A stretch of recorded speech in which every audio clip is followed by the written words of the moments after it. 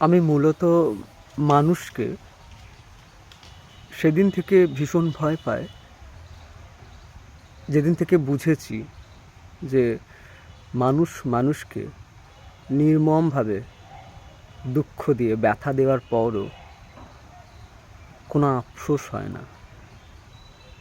সেদিন থেকে আমি মূলত মানুষকে ভয় পাই এবং আমার মনে হয় যে একটা মানুষকে আঘাত করে,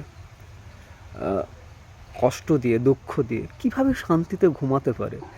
আমি যদি কোনো মানুষকে একটা সামান্য ভুল কথা বলে ফেলি, তাহলেই আমার মানে ঘুমোতে পারি না আমি রাতে, যে বোধহয় মানুষটা কষ্ট পেল। আমি মনে হয় তার আত্মাকে, তার সোলকে কষ্ট দিয়ে ফেললাম।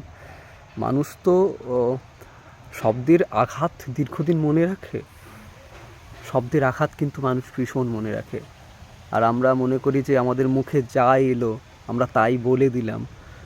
এটা একদমই ঠিক নয়। না, আমাদের ভেবে কথা বলা উচিত। শব্দ নির্বাচন করার ক্ষেত্রেও, যে আমার মুখে যা এলো, যা শব্দ এলো, আমি একটা মানুষকে বলে দিলাম, মানুষ কিভাবে হার্ট হয় তুমি জানো না। তাই কখনো এমন কিছু শব্দ, এমন কিছু কথা কখনোই কাউকে বলো না। সে যত কাছের মানুষ হোক, নতুন পরিচিত হোক, যেই হোক, বলো না।